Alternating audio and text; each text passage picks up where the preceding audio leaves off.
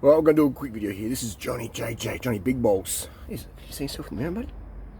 Johnny's little feral cat, cutest little cat. He's got a little twink collar on there. He's a bit scrammed, we'll let him out. This tent's hot. This is the altitude tent here. Whew. It's a 37-degree day here in Australia, Adelaide, Australia. Quick video. What's the best bike, road race bike? I think that was a question. Road race bike for under $3,000. This video, you might see it today, you might see it in 5 years' time. It's always going to be current. Always going to be current. If you want the latest up-to-date recommendations, go to duranrider.com, my website, and there's an ebook. Always update the latest stuff. You get free updates if you buy it from my website, duranrider.com.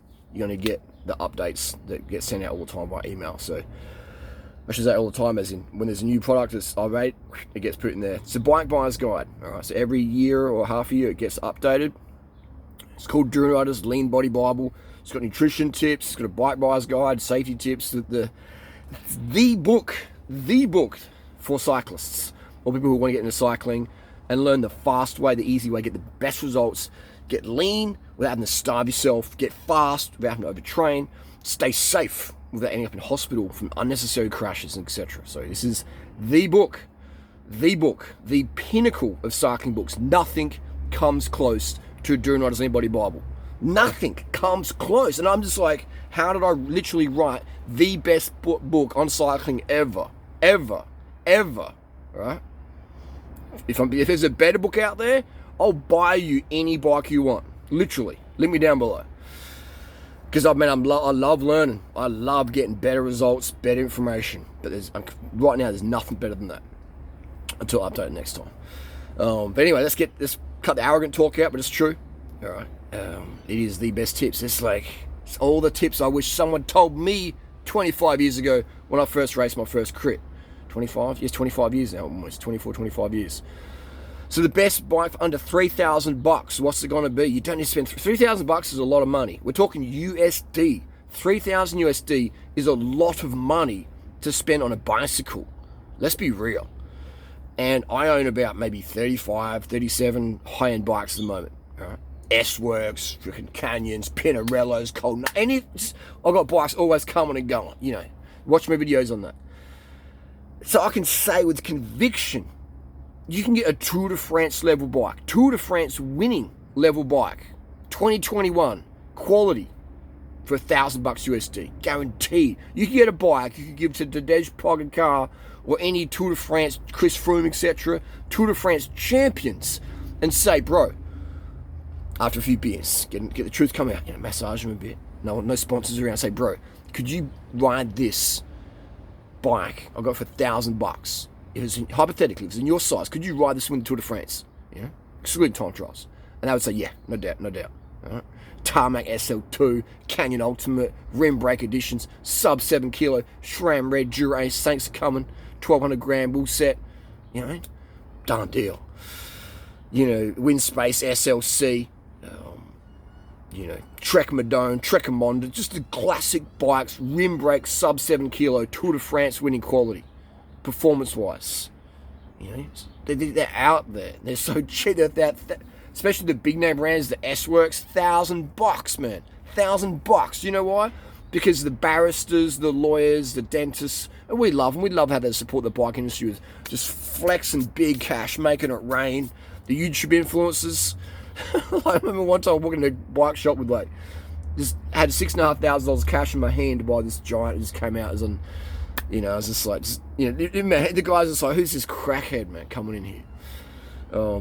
It's just hilarious times. So that's the deal, man, is those bikes are out there, man, and they sell for about $1,000 because they got rode for, a few weeks during the Tour de France or Tour Down Under, and then they got shelved and the kids to come on, and it's just like, the wives like, don't ride a bike, you almost get hit by a car, just put the bike down the back, and it's down the back, and the guys are like, one day I'm going to dust off my road shoes, and maybe it sits in the trainer, and they do the trainer for the first session, like, this sucks, I'm not riding ever again. And then it becomes a clothes horse, like a lot of my bikes, and it just sits there, just sits there getting dust, and the daddy long legs are humping on it, and it's just, becomes a spider sanctuary, and that's okay. But those bikes exist in so many neighborhoods, you'd be surprised. When I lived in Woodside, California, just near Apple, back in '06. I remember going to a friend's place, and also I stayed with a guy, Don Weaver, and then he was taking me around to these places he was doing gardening with, and these guys, oh, you ride bikes too? And he's like, come on, have a look at my footy. And he's this guy's just got all this bling, man. It's all this bling. Another guy, Alec Burton in Sydney, who recently passed away, R.I.P. Alec. He was a character, and his Aladdin's Cave of bicycles. Literally, this guy would change cranks from 175 to 170, and most of his bikes, he'd change the crank length.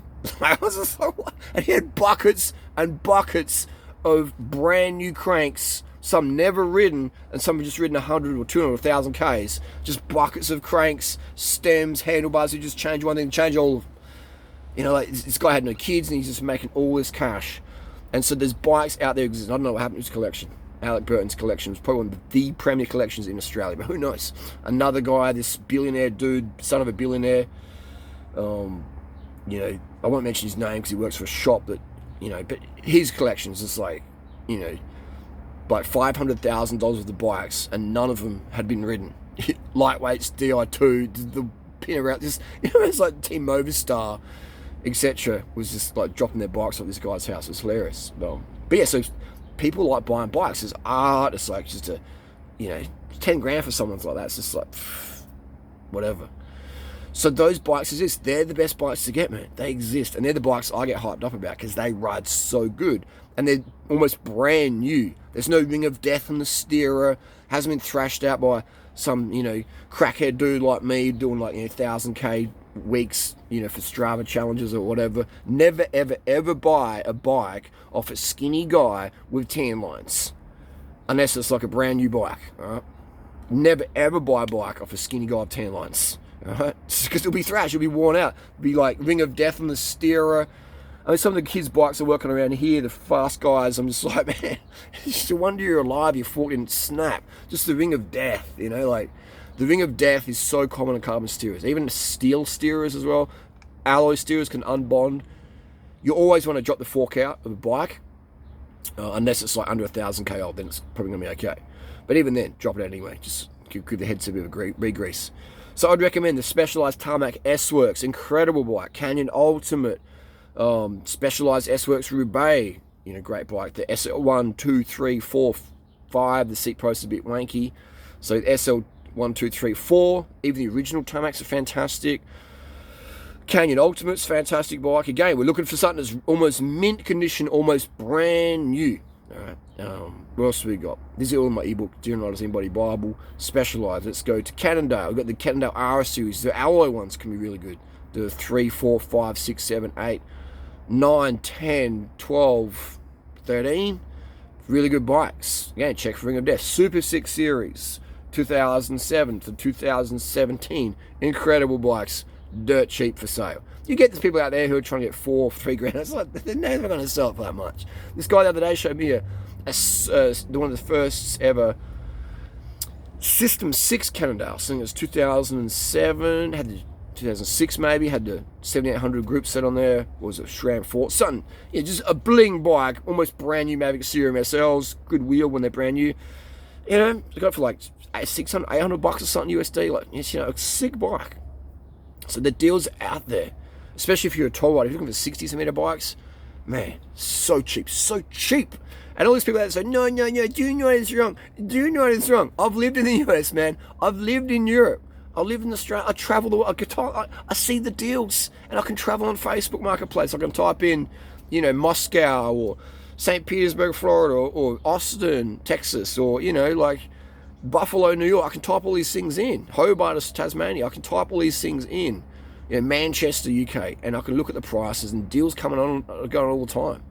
It's just, especially the older stuff, people just don't want it, man. Who wants a 2009 S-Works Tarmac SL2?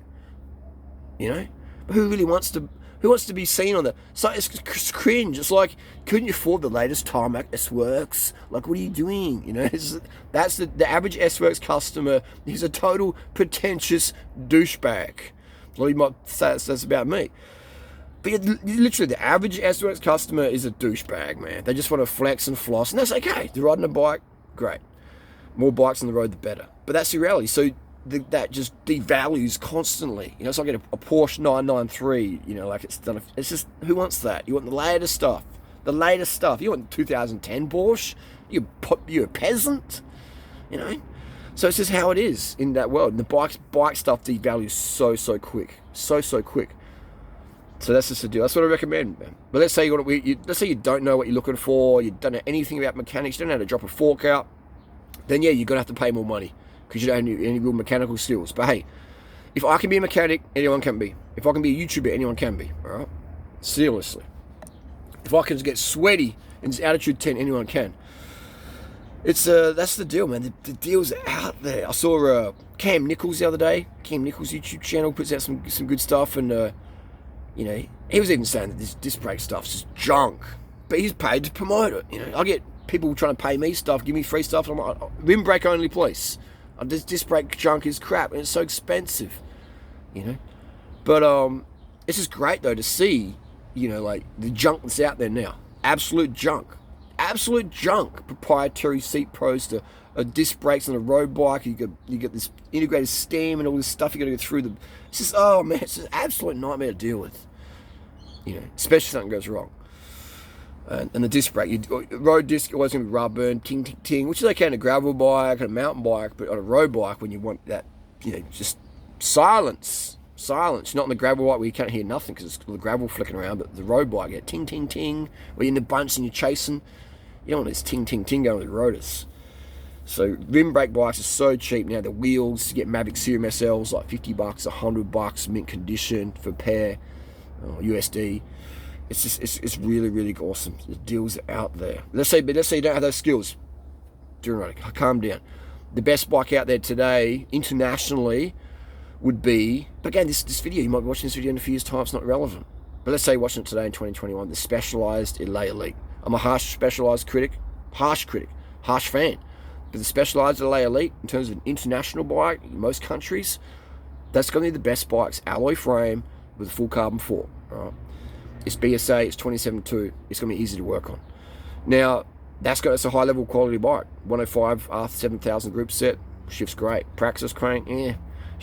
Specialized, why wouldn't you just, come on, Specialized. Look how much money you make, man. Can't you put a Shimano crank on there? Can't you put Shimano brakes on there? Come on, man, like, come on. Spend the extra 50 or 70 bucks, whatever it is, OEM. Just, come on, you know what I mean? Just, why not give better brakes on the bikes? Like, such a great frame, the LA Elite. Why not just put some freaking real stoppers in there? Some Shimano 105 stoppers, you know?